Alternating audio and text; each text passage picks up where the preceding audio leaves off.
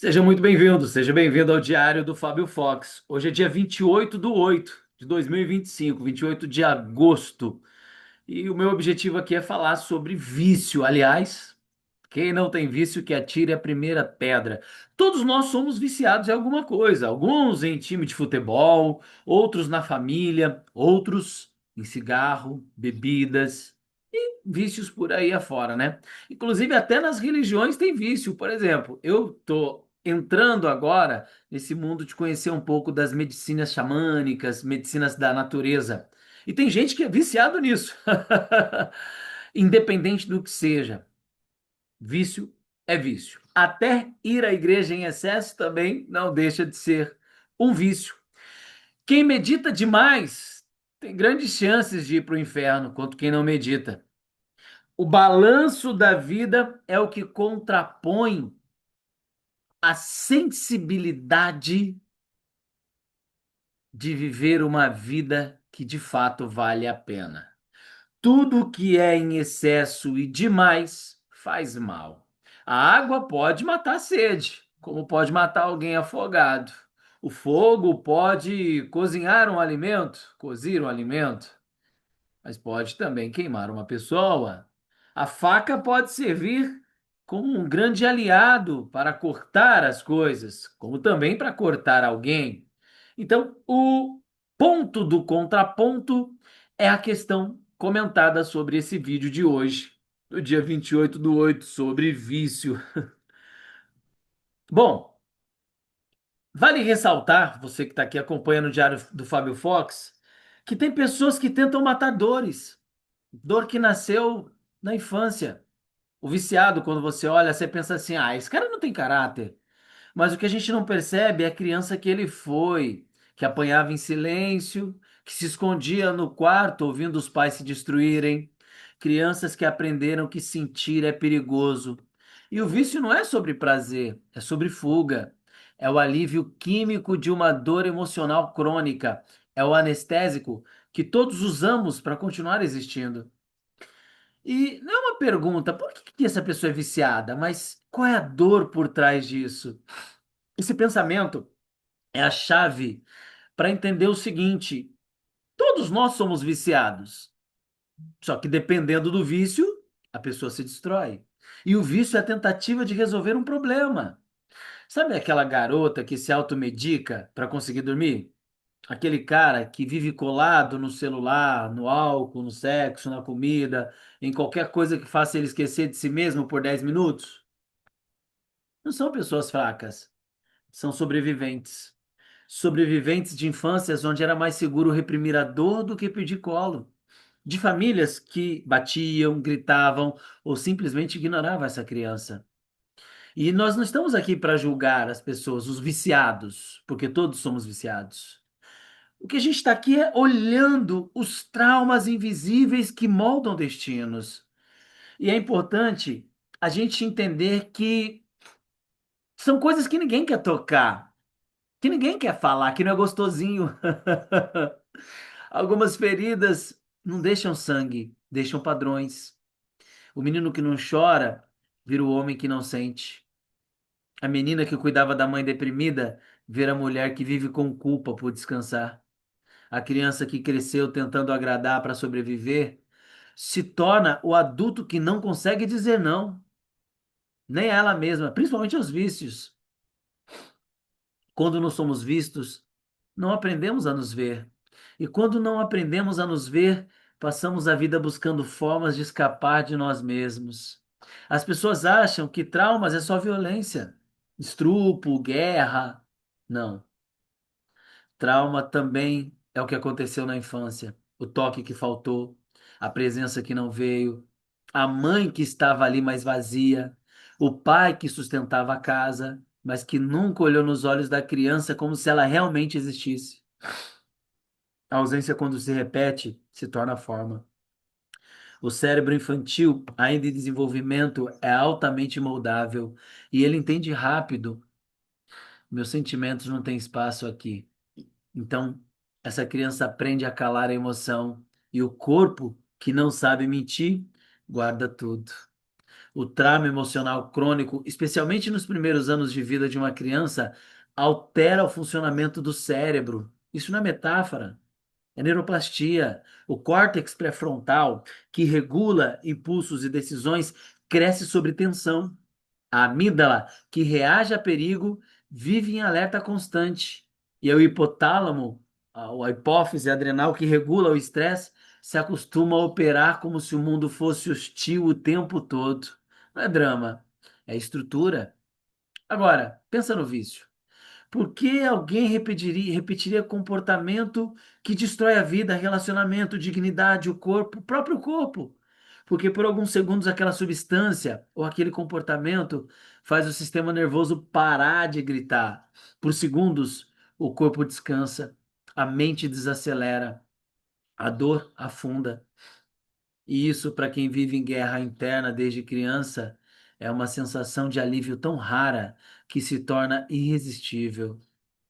E aí, as crianças que não têm um ambiente em que possam expressar-se livremente os seus sentimentos e serem aceitas por inteiro, quando isso não acontece, a dor que é negada retorna como compulsão, gerando os vícios. E não tem a ver com vício, tem a ver com a dor, com abandono. Abandono sutil, repetido, banalizado, crianças que foram alimentadas, vestidas, levadas à escola, mas nunca escutadas de verdade na essência. Crianças que entenderam cedo que as suas emoções incomodavam, que a sua raiva era um problema, que a sua tristeza era drama. E aí elas se adaptam, ficam boazinhas, tranquilas, aparentemente tranquilas, aparentemente independentes, mas uma raiva por dentro, um choro represado, torna um adulto frustrado. Quantos adultos frustrados estão por aí? Parou para pensar nisso? O que que acontece com uma criança que cresce sem um lugar seguro para ser ela mesma? Ela aprende a se odiar, aprende que sentir é errado, que depender dos outros é fraqueza. Então, quando adulta, cada vez que sente ansiedade, tristeza ou solidão, ela se culpa, ela se julga, ela se afasta. E é aqui que entra o vício. O vício não aparece porque alguém tem a mente fraca. Ele aparece porque lá atrás a dor foi grande demais e ninguém ensinou como lidar com ela. E isso, infelizmente, no nosso mundo é algo comum. O vício começa com um abraço e termina com uma prisão. Nos primeiros momentos, ele não destrói o ser humano, ele acolhe. É como uma pausa no barulho interno, um botão de desligar. Por isso tanta gente se volta para vícios. Não porque quer se destruir, mas porque no instante do vício é a única coisa que funciona. E aí, ela acha que o problema é o vício, mas o vício é uma solução temporária para um problema mais profundo. Quando alguém é viciado em alguma coisa, por exemplo, viciado em cocaína, o que talvez a pessoa não saiba é que ela tem um vazio que não consegue explicar. Carrega um peso que não lembra de ter escolhido. E aí, quando ela está chapada daquilo, ela se sente inteira. E o vício é uma tentativa improvisada de regulação emocional. Quando a pessoa cresce num ambiente que o sentimento não é acolhido, ela precisa dar um jeito de sobreviver a eles. E a neurociência confirma isso. O cérebro moldado pelo trauma busca desesperadamente por dopamina. O neurotransmissor do prazer e da motivação, ele vive em busca de algo. E quanto mais a pessoa está usando aquilo para gerar dopamina, menos sensível o cérebro fica àquilo. E o resultado? Doses cada vez maiores para sentir o mesmo alívio. E o que começa como escape vira dependência. E o vício nunca foi sobre a droga, é sobre a dor. Essa dor, muitas vezes, é tão antiga que a pessoa nem sabe mais de onde vem. Ao tratar usuários de droga, uma pergunta simples muda tudo. O que que essa substância te dá? Pergunta para alguém viciado. As respostas sempre serão as mesmas: paz, presença, conexão e um pouco de amor. Pessoas viciadas não estão buscando substância, estão buscando um estado de consciência que o trauma roubou delas. Elas buscam o que todo ser humano precisa: segurança interna, autocontrole, autossuficiência, vitalidade. E se no mundo emocional foi um campo minado desde a infância, não é surpresa que o corpo encontre maneiras químicas de sobreviver. Isso é fisiológico, psíquico e humano. No fundo, qualquer viciado sabe que não quer aquilo, mas não tem como ele sobreviver sem aquilo, porque ele busca colo, validação, segurança, escuta e principalmente paz. Quando uma criança cresce sentindo que não pode contar com os pais, o cérebro dela aprende: preciso me virar sozinha. E aí, se o sistema nervoso está em colapso, como que ela vai se regular sozinha? Não vai. Vai buscar anestesia, vai buscar vício. E o que é mais cruel, a própria sociedade reforça esse ciclo. As pessoas aplaudem o desempenho, a produtividade, o autocontrole, mas quem nunca teve um espaço emocional saudável vai viver buscando isso, buscando alívio onde não cura. Todo vício não é uma falha, é um código de sobrevivência, um pedido de clamor codificado como compulsão. A essência do trauma é a desconexão de si mesmo, e o vício é a tentativa desesperadora de tentar restaurar isso, ainda que de forma destrutiva. Não é sobre drogas, é sobre a ausência de alternativas saudáveis para lidar com o mundo interno que nunca foi acolhido. O alívio se torna vício quando é tudo que a pessoa tem. Você pode se livrar da droga, pode parar de beber, de fumar, pode até bloquear o número de uma pessoa que sempre te destrói. Mas tem uma coisa que você não consegue largar: a sensação de que tem algo de errado com você. Essa é a droga mais forte de todas. Se chama vergonha, e o efeito colateral dela é o silêncio. Aquele silêncio interno onde você sente que não merece amor, que não é suficiente, que ninguém vai te aceitar de verdade se te conhecer por inteiro. Olha, as pessoas não se viciam em substâncias. Elas se viciam em evitar o desconforto de estar consigo mesmas. O trauma não gera só dor, ele gera narrativa, uma história interna que a pessoa repete sem perceber. Eu não sou bom o bastante, sou um peso, eu estrago tudo. E a pessoa cria essa história e ela vira identidade. A vergonha crônica não é um sentimento passageiro, ela molda o eu, ela cola na pele, ela gruda na alma. A pessoa se sente a própria vergonha. A criança que apanhava porque fazia birra, não entendeu o que estava com medo. Ela entendeu somar. A que foi ignorada, quando chorou, não pensou: meus pais estão sobrecarregados.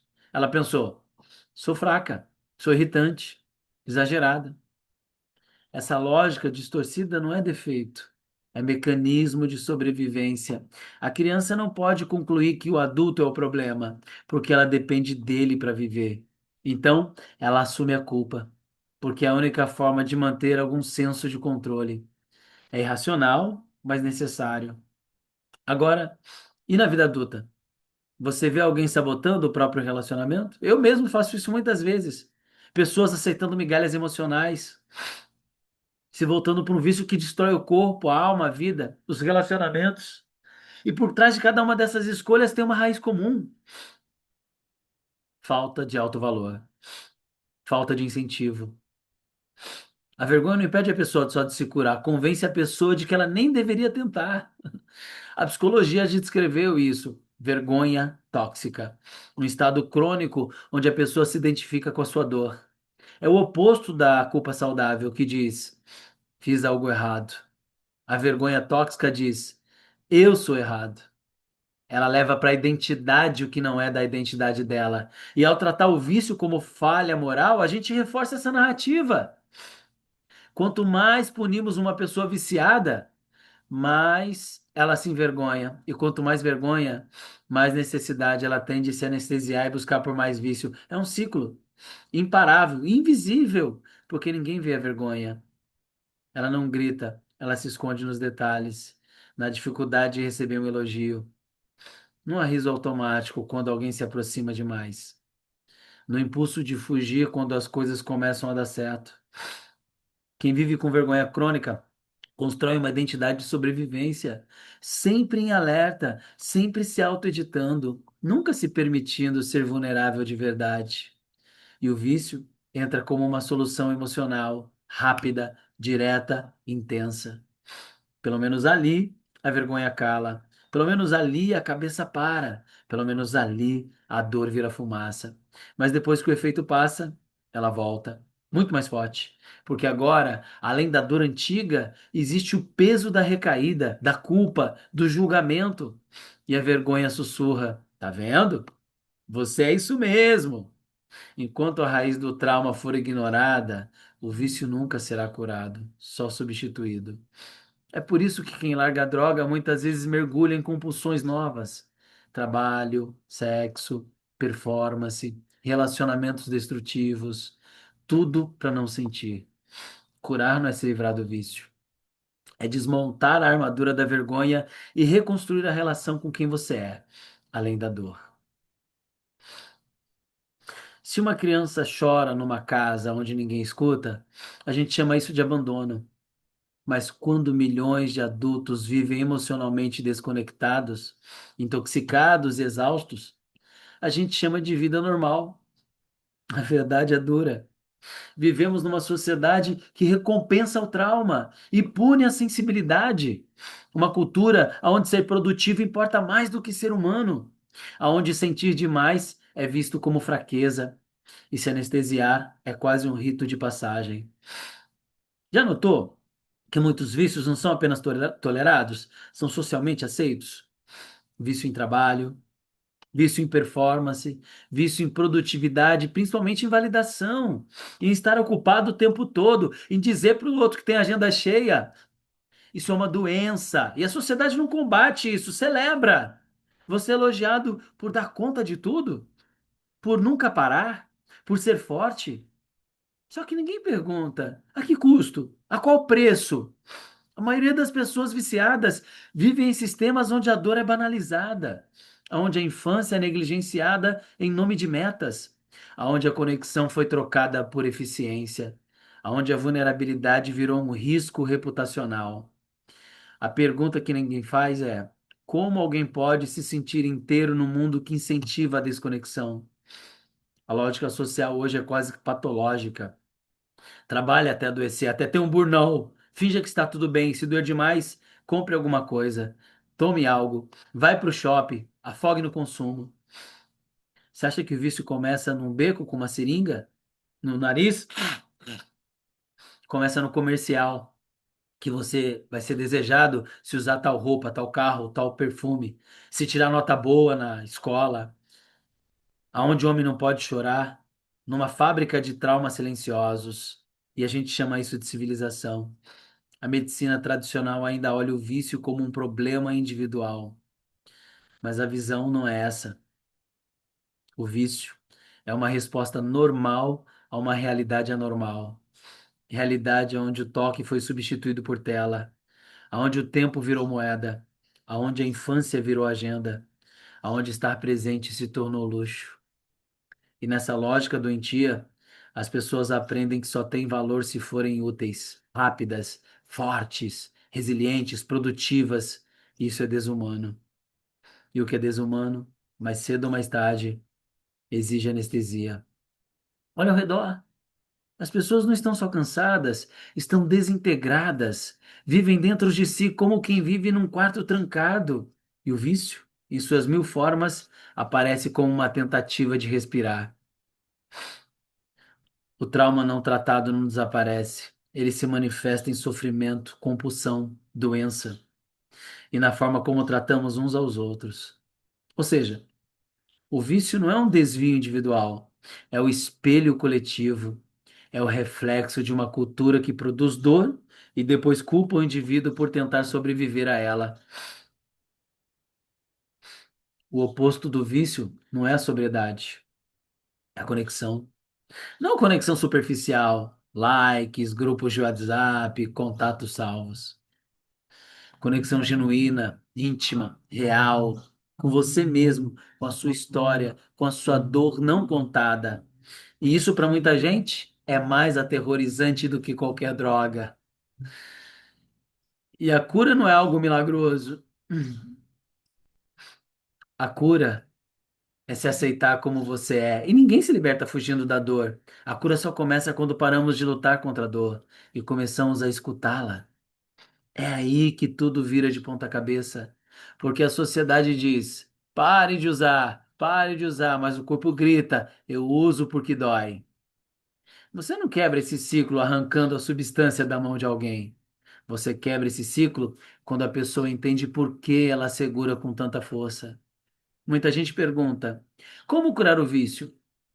Mas a pergunta mais honesta seria: o que em mim ainda precisa ser visto, acolhido, respeitado? A resposta nunca está no controle, está no contato. O trauma nos afasta do nosso eu autêntico, e o processo de cura é justamente o caminho da volta.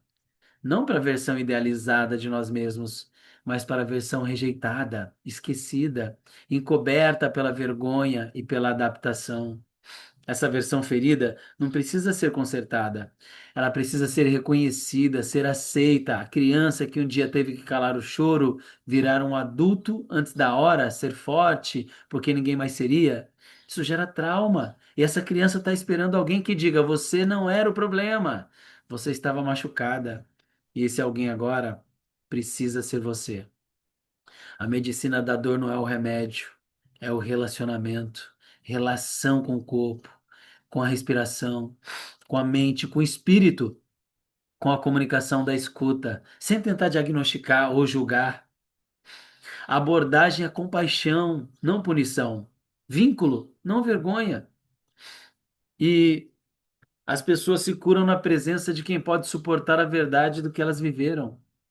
Isso exige coragem, porque muitas vezes a verdade que você viveu é mais dura do que você mesmo queria admitir. Mas fugir disso é continuar repetindo o trauma de formas novas, com rostos diferentes, com substâncias diferentes. É continuar esperando que algo externo resolva uma ferida interna. Curar não é apagar o passado, é mudar a relação com ele. É sair da lógica da culpa e entrar na lógica da escuta. Quando você para de se tratar como inimigo, algo dentro de você começa a desarmar. Não de um dia para o outro, mas no tempo da verdade. E talvez pela primeira vez você perceba, você nunca foi viciado. Você só estava tentando se manter de pé com as ferramentas que você tinha. A cura não é um destino, é um processo de parar de fugir de si mesmo, é aprender a confiar em si mesmo. E se aceitar é um ato mais revolucionário que você pode fazer para você mesmo. Eu quero te fazer um convite.